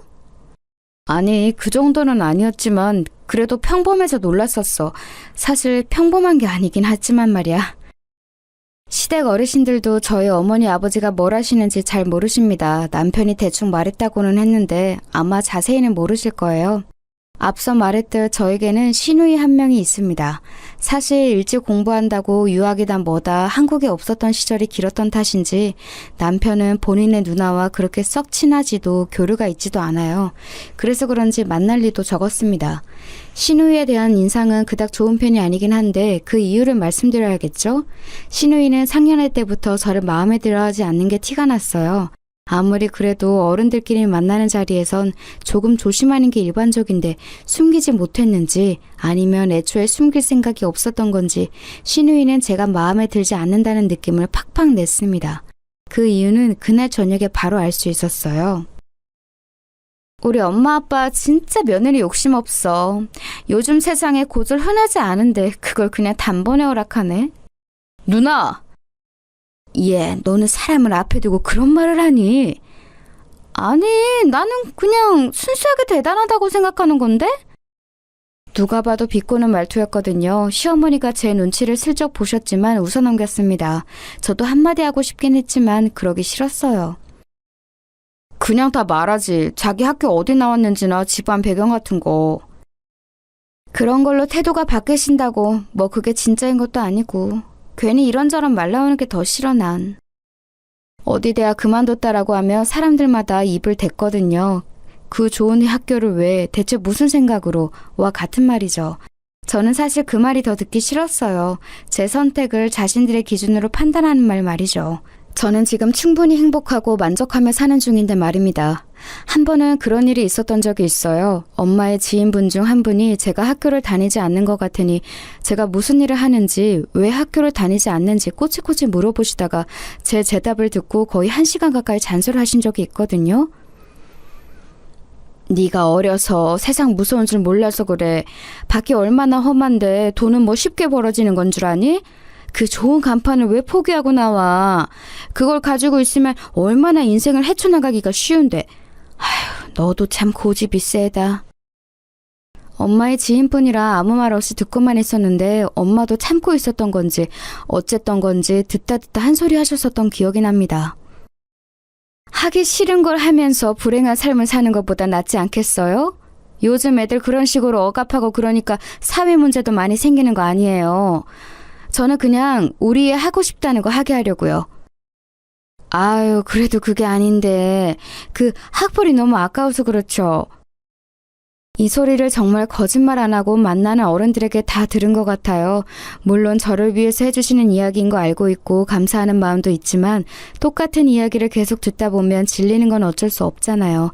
그때부터 저는 어디 가서 제가 어느 학교를 들어갔었는지 말하지 않는 습관 아닌 습관이 생겼습니다. 저는 학교를 그만두고 원래 좋아하고 하고 싶어 하던 빵 만드는 일을 배웠어요. 그리고 지금은 동네 유명 빵집에서 일하고 있고요. 남편은 제가 나온 대학은 아니지만 그래도 이름만 들으면 다 알만한 좋은 학교를 나와서 취직도 잘했습니다. 남편이 면접을 보러 다닐 때 제가 아는 분을 통해서 정보를 많이 줬거든요. 면접은 어떻게 보는 게 좋고 뭐 그런 것들 말이죠. 부모님 덕분에 인맥이 넓은 편이라 여기저기 좀 아는 분들이 많거든요. 어머니 아버지가 나 당신 덕에 취직 잘 된 거 알면 당신 업고 다니실 텐데 왜 말을 안 하겠다는 거야 대체. 그게 부담스러운 거야 자기야. 어렸을 때 저희 부모님이 왜 그런 걸 그렇게 싫다고 하셨는지 다 커보니 이제는 알겠더라고요. 오히려 그게 더 부담스럽고 싫어서 남편에게 그냥 먼저 나서서만 말하지 말아달라고 부탁했어요. 저희가 나서서 이야기하지 않으면 알게 되실 일 없는 문제라고 생각했습니다. 시누이는 제가 결혼한 후에도 은근히 저를 깔보고 무시하는 말을 자주 하긴 했어요. 남편에게 들어보니 시누이는 어렸을 때부터 본인이 공부를 잘하는 것 그리고 학벌에 대한 집착이 좀 있었다고 하긴 하더라고요. 그래서 공부도 열심히 했고 매형도 제가 입학한 그 학교로 나온 사람이라고요. 한날은 뉴스를 보면서 열심히 우리나라 경제에 대해 이야기하다가 저와 눈이 마주쳤어요. 그러자 픽 웃으며 그러더군요. 누가 봐도 저를 깔보는 느낌이 묻어있는 말투와 표정이었어요. 아, 올케는 이런 어려운 이야기 못 알아듣나? 기본적으로 자기보다 못하다고, 그러니까 특히 학벌이 낮다고 생각하는 사람에 대한 무시와 우월감이 상당한 사람이었습니다. 뭐 그러려니 했어요. 그래봐야 자주 만나는 사람도 아닌데다가 저는 성격이 무던한 편이라 그런 이야기를 들어도 막 화가 나진 않거든요. 애초에 사실이 아니기도 하고요. 시누이가 나온 대학보다 제가 입학한 학교가 더 좋은 학교였거든요. 그렇게 뭐 기분은 나쁘지만 큰일은 없는 상태로 나름 잘 지냈습니다. 기본적으로 남편과 저는 사이가 좋은 편이었던지라 딱히 영향을 받지 않기로 했고 말이죠. 그러던 어느 날이었어요. 남편이 이러더군요. 아마 그냥 지나가는 이야기로 한 것 같았습니다. 누나가 교수 임용을 준비하나 봐. 박사학위 때문에 논문을 쓰고 있다는 이야기는 들었었는데 교수를 준비한다는 소식에 어느 학교인지를 물었습니다. 근데 뜻밖의 저희 아버지가 몸담고 계시는 학교였더라고요. 지금은 안식년이시라 2년째 쉬고 계시긴 했지만요. 그래서 아마 더 짐작도 못하시긴 했을 거예요. 저희 아버지가 유명한 교수님이라는 사실을 말입니다. 저희 아버지는 학계에선 나름 유명한 분이세요. 항상 늘 틀어박혀서 논문만 쓰고 공부만 하시기 때문에 아버지 수업을 듣는 학생들이나 동료 교수들 말고는 아버지 얼굴을 아는 사람은 많지 않지만 아버지 이름은 아는 사람이 많습니다. 시누이가 교수를 준비한다길래 들어보니 그 학교 학장님이랑 저랑 아는 사이더라고요. 아버지와 친하신 분이었어요. 모르면 몰랐지 알게 됐으니 그냥 넘어가기 좀 그렇긴 하더라고요. 내가 한마디 해줄까? 우리 시누이 누구라고? 뭐하러, 장인어른 그런 거 싫어하시잖아. 그래도 잘 되면 좋으니까. 자기 진짜 속도 좋다. 우리 누나한테 그런 소리를 듣고도 막 도와주고 싶어? 자기 누나니까 그렇지. 남편은 괜찮다고 하지 말라고 했지만 사실 준비를 한다는데 제가 아는 모르는 바닥도 아니고 알면서 모른 척하기가 좀 그렇더라고요. 그래서 친정을 간 날 아버지에게 슬쩍 말하긴 했어요. 시누이가 문학장님 계신 학교에 교수 임용 준비한대. 내 이야기 했어? 모른다며. 지금도 몰라. 말한 적 없어. 뭐 굳이 가족된 사람들한테까지 숨겨. 그렇게까지는 안 해도 돼. 딱히 숨긴다기보다 귀찮은 일 많아지는 게 싫은 거지. 엄마 아빠 누구다 하며 부탁 들어오는 게 한두 개인 줄 알아? 그랬더니 아버지가 허허거리며 미안하다고 하시더군요. 그리고 얼마 뒤에 전화가 왔어요. 문학장님께 딸내미 신우이가 거기 교재 지원한다고 했더니 이름 물어봐서 말해줬다고. 본의 아니게 백을 쓴 것 같았지만 뭐 실력이 아예 안 되는 사람은 아니었거든요, 신우이가. 그래서 그냥 좀 도와줬다고만 생각했어요. 뭘 바란 것도 아니었고요, 사실. 그리고 얼마 뒤 교수 임명이 확정되었다고 시댁에서 전화가 왔습니다. 그래서 가족들끼리 다 같이 밥을 먹기로 했다고요. 가서 말해. 자기가 도와줬다고. 뭐하러 그런 소리를 해. 그러자고 한 것도 아니고 나는 진짜 말 한마디 보탠 건데.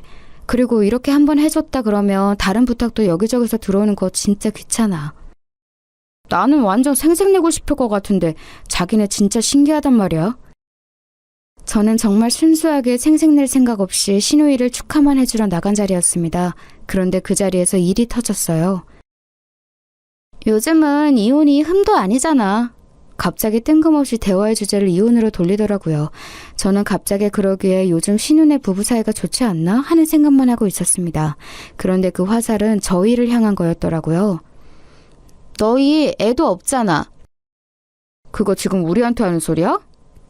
너 이번에 승진 누락됐다며? 사실 얼마 전에 남편이 승진 시험을 봤는데 잘 봤다고 잘 될 것 같다는 이야기를 한 것과 달리 발표에는 남편 이름이 없었거든요. 그래서 그냥 자기보다 시험을 잘 본 사람이 있나 보다 했는데 그게 아니었던 겁니다. 실은 남편의 승진이 누락되는 과정에서 윗선의 개입이 있었고 남편 대신 승진한 사람의 부인이 그 윗선의 누군가의 부인과 동문이라는 이야기가 회사 내에 파다하게 소문이 돌았다더라고요. 남편과 저는 몰랐지만 그 이야기를 듣고 나서도 막 엄청 억울하거나 아쉽다거나 하진 않았어요. 워낙 낙관적인 성격들이라 다음에 또 기회가 있겠지 하고 넘겼었습니다. 그런데 신우이가 그 이야기를 어디서 듣고 왔는지 알고 있더라고요. 남편이 약간 짜증난다는 말투로 신우이를 보면서 말을 이어갔습니다. 그게 무슨 상관이 돼 대체? 요즘같이 인맥이 다인 시대에 물론 나는 인맥 없이 실력으로 된 거지만 그래도 대부분은 인맥이나 학벌이 다잖아. 그래서? 네가 부인을 잘 만났어 봐. 이번 승진도 네가 됐겠지. 네가 훨씬 평판도 좋고 시험도 잘 봤다며? 그게 그거랑 무슨 상관인데? 내가 승진 하나 하겠다고 와이프랑 이혼이라도 해야 한다는 거야? 단순히 네 승진 문제가 아니잖아? 앞으로 주구장창 네 앞길을 막을 텐데. 내가 무슨 대단한 일을 한다고 부인이 학력이 좋지 않다는 이유 하나만으로 이혼을 해? 누나 지금 제정신이야? 저는 진짜 어이가 없어서 가만히 쳐다보고만 있었거든요. 시댁 어르신들이 말려보려 했지만 이미 이성을 잃은 듯 신우이는 입에서 나오는 말을 생각 없이 그냥 뱉고 있었어요. 교수 임명되자마자 여기저기서 가족들은 뭐하냐 물어보는데 내가 쪽팔려서 올케가 뭐하는 사람인지도 말을 못하잖아. 교수인 사람이 올케가 고졸이라고 하면 사람들이 뭐라고 생각하겠어? 그러니까 결국 누나가 쪽팔리니까 나보고 이혼을 하라는 거네. 나 생각해주는 척 하더니 너한테도 그게 좋으니까 하는 말 아니야. 솔직히 저런 생각을 가지고 있는 사람인 거 모르는 바도 아니었고 딱히 별 생각도 없었지만 저렇게 노골적으로 이혼을 하라는 둥 하니까 화가 나긴 하더라고요. 아니 사실 많이 화가 났습니다. 본인이 어떻게 그 자리에 갔는지도 모르고 저렇게 오버하는 게 가짱기도 했고요. 아무리 그래도 저희 일을 이렇게까지 이혼을 하란 말을 하시면서 간섭하는 건 지나친 거 아니세요? 너 같은 애가 우리 집에 시집 온 게 지나친 거지. 우리 집에 대체 뭐가 대단하다고 이러는데? 적어도 쟤보단 나은 올케가 줄을 섰을 거다.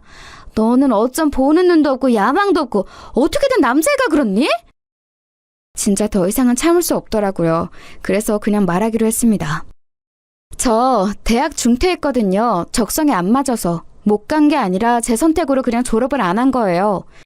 그렇게 말했더니 콧방귀를 끼더라고요. 뭐? 어디 지방대? 아님 전문대? 매형이랑 같은 대학.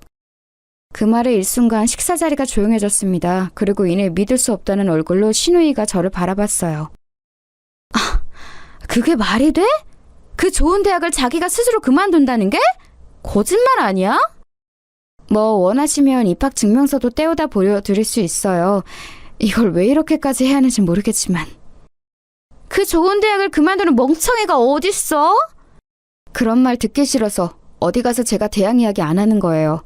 저는 그냥 꿈을 위해서 그만둔 건데 멍청하다는 둥 배가 불렀다는 둥 하는 소리를 하는 사람이 많아서.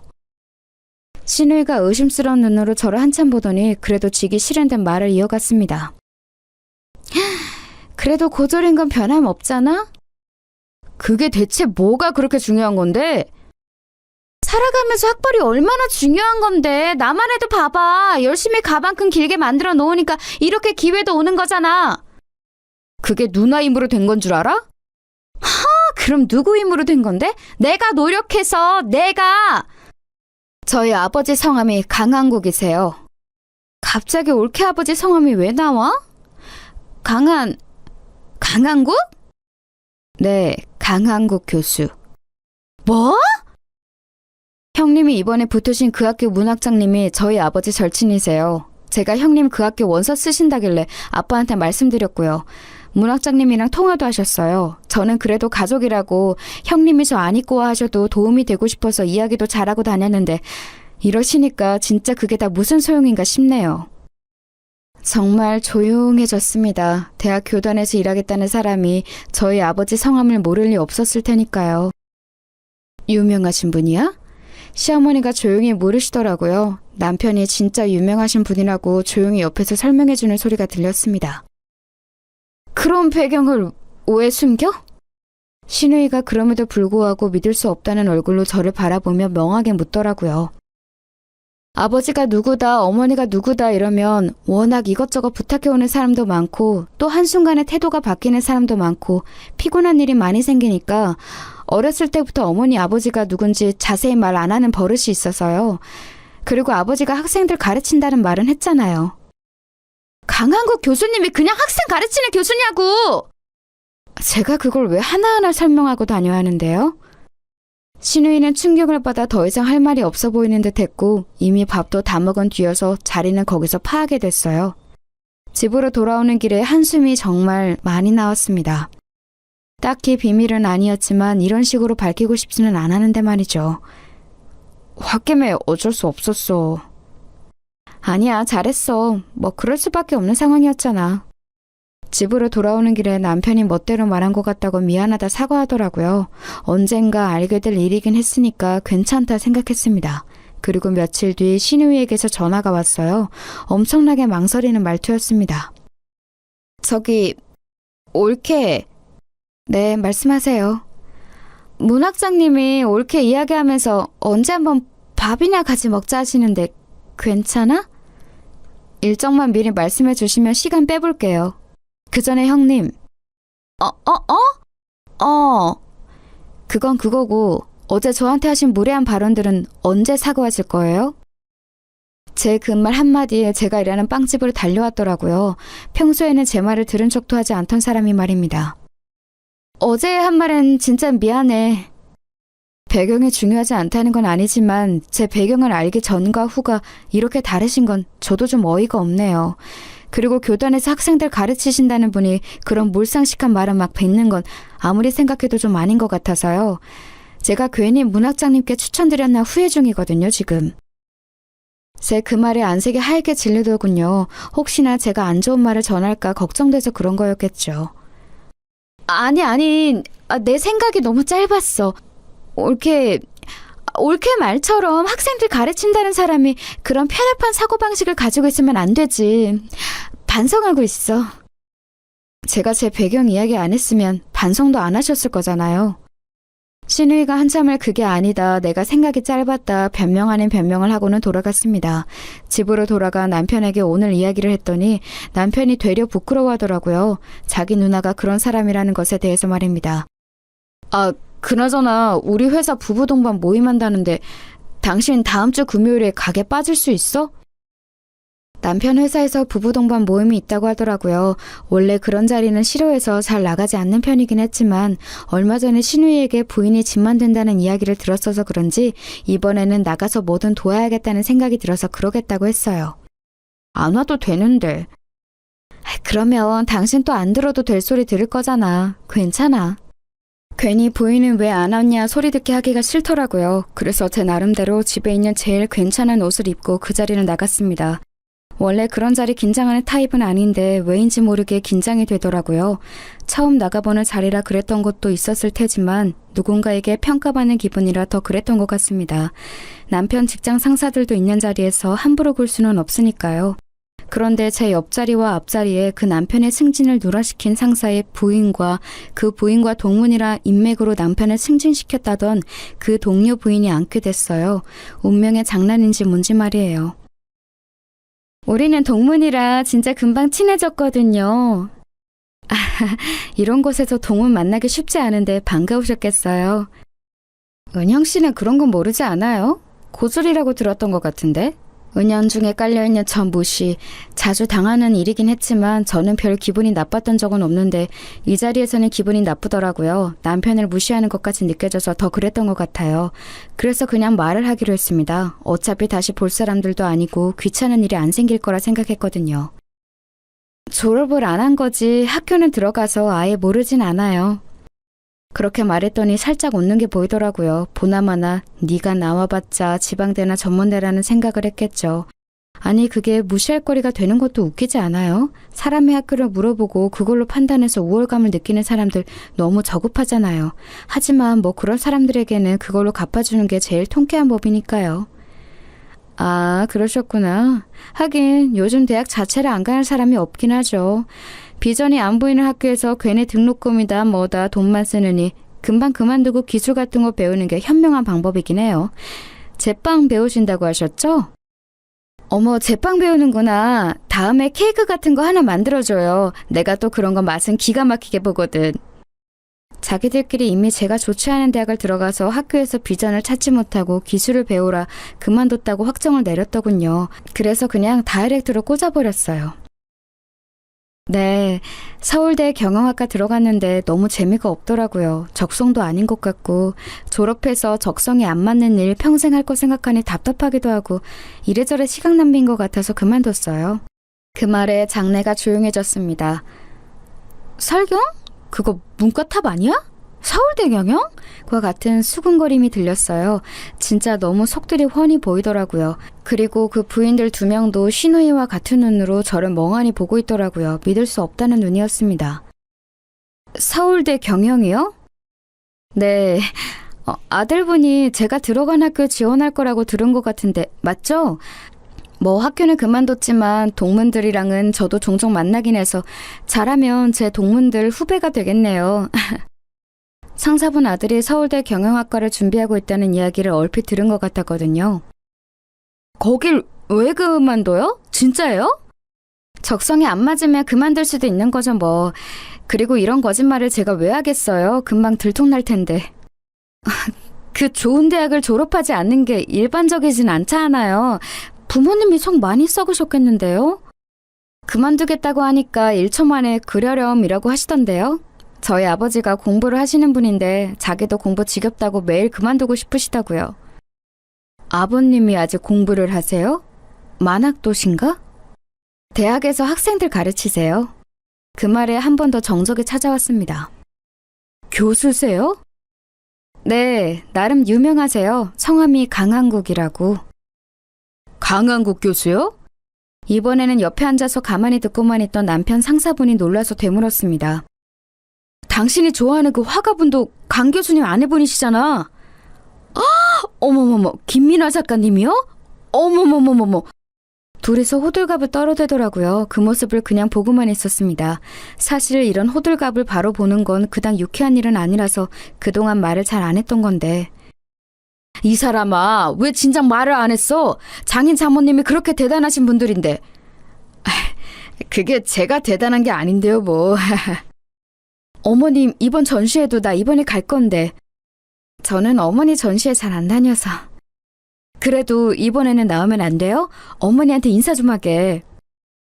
순식간에 대화의 주제와 그 모임의 주인공이 저희 부부가 되었네요. 늘 이런 상황이 싫어서 비밀로 했던 거지만 이번에는 밝히고 싶었습니다. 그런 대단한 집을 왜 굳이 숨기시는 거예요?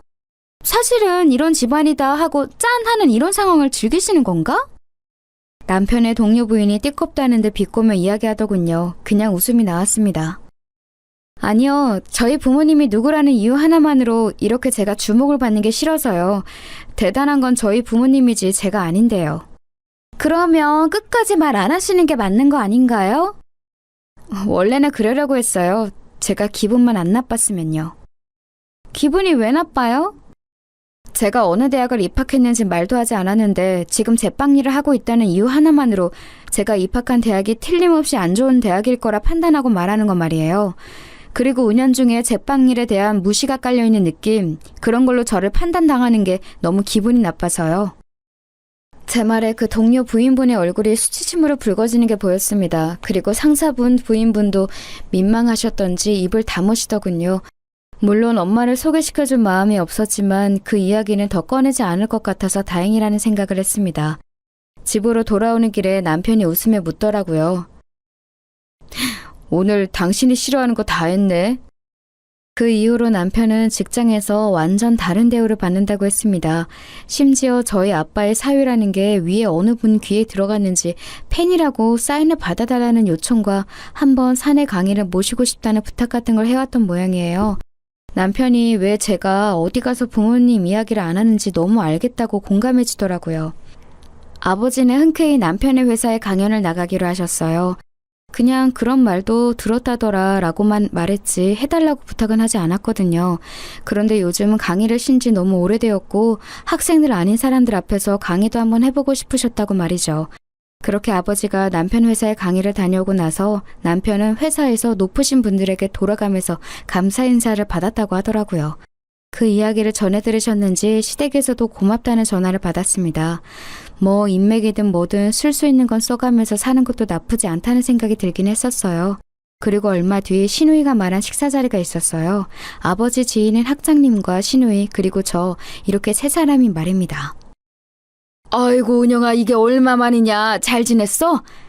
저야 뭐 늘 좋죠. 아저씨도 건강하시죠? 그럼 아버지는 잘 지내시지? 두 분 자주 안 보세요? 나 보면 일하는 것 같다고 안 만나죠. 안식년을 제대로 만끽 중이잖아 그 사람. 하하호호거리며 이야기를 나누고 있는데 신우가 누가 봐도 끼고 싶어하는 얼굴로 저를 보고 있길래 말을 걸었습니다. 아 저희 형님이랑은 이미 인사도 다 하고 그랬지. 그럼 옳게 이야기도 많이 했어. 칭찬을 엄청 하시던데? 은영이가 좀 싹싹하고 착해야지. 내가 은영이 어렸을 때부터 은영이가 하는 말은 다 잘 들었어. 은영이가 하는 말은 다 맞았거든. 자네 그 신뢰를 높이 산 거야. 아, 그럼요. 제가 옳게 복이 있네요. 아니 뭐 솔직히 웃기긴 했어요. 그렇게 고졸이네 뭐네 하면서 무시할 때는 언제고 이제 옳게 복이라니요.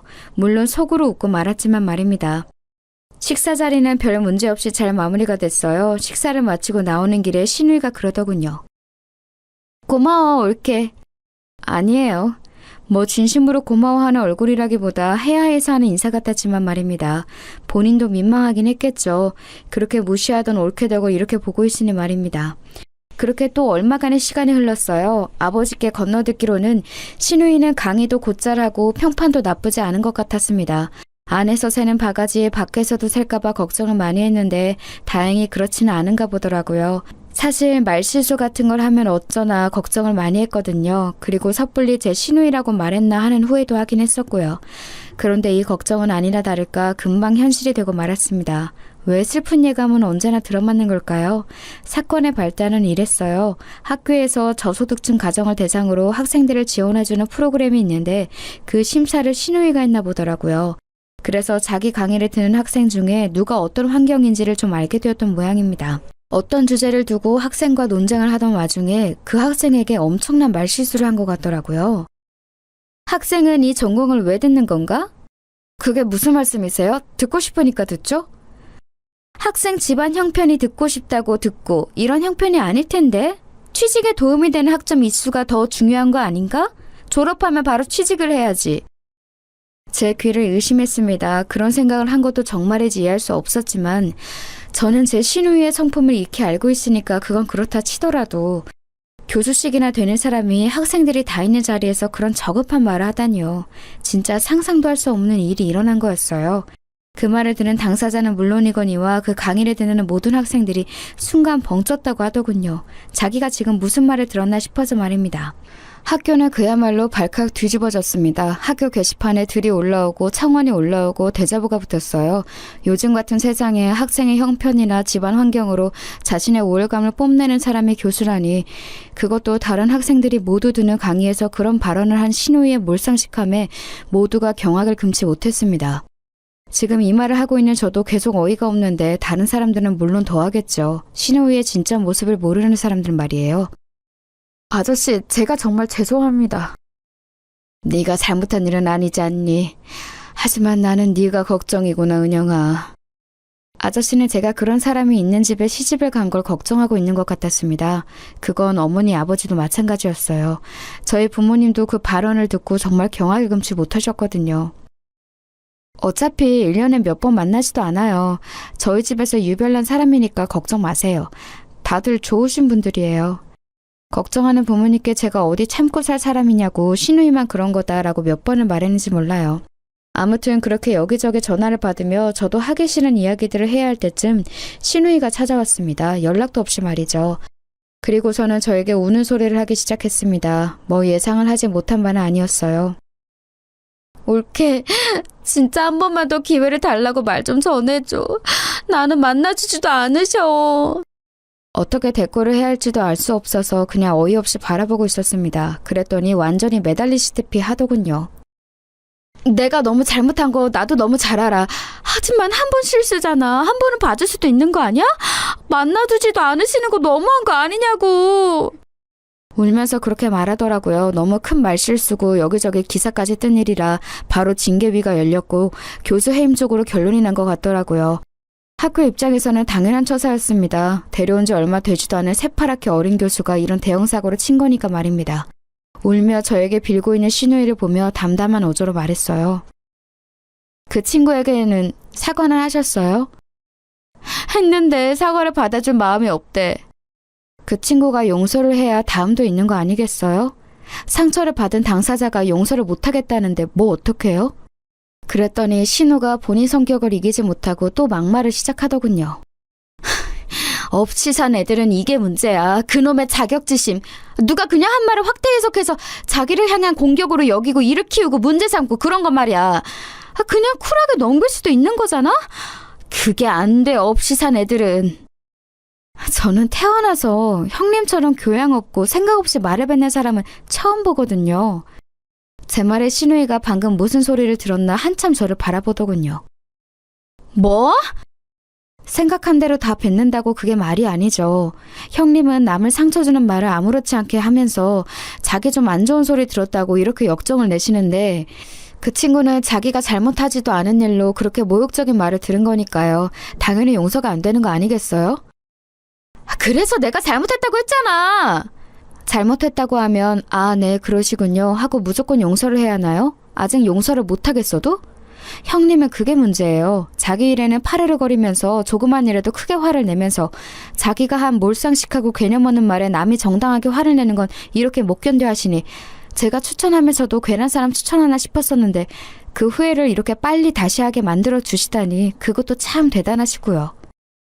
그래서 지금 학장님께 내 이야기를 해줄 수 없다는 말이야? 네. 제 그 말에 신우의 얼굴을 험악해지기 시작하더군요. 그래도 그치지 않고 말을 이어갔습니다. 학장님이 별 문제 삼지 않는다고 해도 제가 찾아가서 형님은 그 자리에 맞는 인재가 아니라고 제가 한 말은 물러야 할 판국에 뭐라고요? 저보고 다시 전화해서 형님 부탁을 해달라고요? 그러고 싶지도 않지만 그래서도 안 되죠. 내가 앞으로 안 그러겠다고 반성한다고 했잖아. 이를 앙불고 말하더군요. 웃음이 나왔습니다. 지금 형님의 태도는 반성하려는 사람의 태도도 아니거니와 그렇다고 해도 잘못에 대한 대가는 치르셔야죠. 저는 형님을 소개시켜준 걸로 이미 신뢰를 잃었어요. 저한테도 사과하셔야 해요. 제가 절대로 안 해줄 거라는 걸 알았는지 벌떡 일어나더군요. 그리고는 다시 그 전에 저를 무시하고 막대하던 신우의 모습으로 돌변해 있었습니다. 역시 짐작대로였어요. 너같이 하등 쓸모없는 게 옳게라고 봐줬더니 지 집안이 좀 괜찮다고 신우의 말을 이렇게 무시를 해? 말은 바로 하세요. 이 모든 걸 다 차버린 건 형님이에요. 제가 아니라. 저를 노려보며 한참을 씩씩거리더니 돌아가더군요. 그리고 시어머니에게 가서 말을 전했는지 시어머니도 저에게 전화가 왔습니다. 자기 불리한 건 쏙 빼놓고 별 큰 잘못도 아닌데 유난을 떨었다는 식으로 이야기했더라고요. 그래서 모든 사건의 정황을 정말 토시 하나 빠뜨리지 않고 상세하게 이야기했어요. 그랬더니 오히려 나쁘끄럽다며 사돈 어르신들에게 미안하다고 전해달라시더군요. 남편도 전화해서 한 소리 한 모양이었습니다. 그리고 시어머니와 시아버지도 마찬가지였고요. 시누이는 한동안 저에게 연락도 하지 않고 명절에는 제가 없는 날을 피해서 왔어요. 그러고 다시 교수를 준비한다는 이야기를 들었지만 얼마 뒤엔 다 그만뒀다는 이야기를 들었습니다. 당연하죠. 이미 소문이 날 대로 단 한 사람을 어느 학교에서 데려가겠어요. 그것도 그런 사건으로 말입니다. 학교는 금방 조용해졌다고 들었어요. 해당 사건을 일으킨 교수가 해임당하고 학교 측에서 학생에게 사과를 하면서 여론도 좋게 정리가 된 것 같더라고요. 혹시나 학교에 누가 됐으면 어쩌나 싶어서 밤에 잠도 설쳤는데 다행인 일이었죠 뭐. 시누이는 집에서 살림을 하고 있습니다. 그렇게 집에서 살림하는 여자들을 무시했거든요. 여자도 자기 개발을 해야 하네 어쩌네 하면서 말입니다. 제가 그 일도 너무 중요한 일이고 누군가는 해야 하는 일인데 무시를 하지 말라 하면 저 같은 애나 그런 생각을 하는 거라고 말이죠. 그런데 지금 그러고 있다는 게 너무 웃겼어요.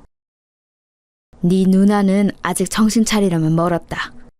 어느 날 갔더니 남편에게 그렇게 말하더군요. 마트에서 어머님이랑 장을 보는 와중에 직원이랑 시비가 붙었는데 거기에서도 마트에서 일이나 하는 주제라고 했다가 어머니에게 뒤통수를 한 대 맞았대요. 그 나이에 말입니다. 다행히 마트 직원분이 큰 문제 삼지 않는 바람에 일이 커지지는 않았지만 어머니가 엄청 크게 화를 내신 모양이더라고요. 그 이후로 어머님이랑 있을 때는 말을 조심한다고 들었습니다. 뭐 다른 곳에서는 어쩌고 있는지는 몰라도 말이죠. 그런 생각을 해서도 안 되지만 그런 생각을 한다고 하더라도 사람이 말을 할 때는 정말 조심해야 한다는 걸 시누이를 보면서 많이 느꼈습니다. 그리고 저급한 말을 하면 한순간에 그 사람에 대한 신뢰도가 뭐건 다 떨어진다는 사실도 말이죠. 저희 시누이에 대한 이야기는 여기서 마무리할 것 같네요. 요즘은 딱히 얼굴 볼 일도 없어서 더 할 이야기도 없긴 하니까요. 아, 저희 남편 회사 일도 그 뒷이야기가 궁금하신 분들이 계시겠죠? 어머니가 전시회에 갔다가 남편 회사 상사분이 부인이라는 분과 마주쳤어요. 막무가내로 저를 앞세워 저희 엄마에게 인사를 하는 바람에 제 낯이 좀 부끄러워졌습니다. 그뿐만이 아니라 이미 판매가 된 그림을 자기에게 팔면 안 되냐는 등 다음 전시회에서는 초대장을 받을 수 있겠냐는 등 어떻게든 제 덕을 보려는 말을 서심치 않아서 한마디 하려던 찰나에 엄마가 먼저 말했어요. 저는 아무리 자식이라고 해도 특혜를 주진 않아서 말씀하신 것들이 다 힘들 것 같네요. 죄송합니다. 그렇게 정중하게 거절하는데 뭐 어쩌겠어요. 입만 쩍 다시고 물러나야죠. 뭐 세상엔 정말 몰상식한 사람이 많은 것 같아요. 그쵸? 저는 조만간 제 가게를 엽니다. 모든 사람들이 그 좋은 대학을 그만두고 그런 일을 하냐 손가락질하고 간섭했던 일이었지만 저는 학교를 다니며 공부만 하던 시절보다 정말 수억 배도 행복하거든요. 제 인생인데 제가 행복해야 하는 거잖아요. 좋아하는 일을 즐기면서 하니 재미도 있고 자신감도 넘칩니다. 매일매일이 새롭게 즐거워요. 이 이야기를 듣는 분들도 혹시나 하고 싶은 게 있고 그걸로 이루고자 하는 바가 확실하다면 한 번쯤을 도전해보는 것도 좋지 않을까요? 어차피 한 번밖에 못 사는 인생이잖아요. 그리고 살아가면서 다들 남들에게 상처를 줄 말은 하지 않았으면 좋겠어요. 누군가에게 그냥 뱉는 말이 누군가에겐 평생 남기도 하니까 말이죠. 제가 저희 학교 이야기를 그 누구에게도 하고 싶지 않아 하는 것처럼 말입니다. 제 이야기를 재밌게 들어주셨으면 그보다 더 좋을 건 없을 것 같습니다. 그리고 혹시나 남는 게 있으셨다면 그건 더 좋을 것 같아요. 긴 이야기 끝까지 들어주셔서 감사합니다.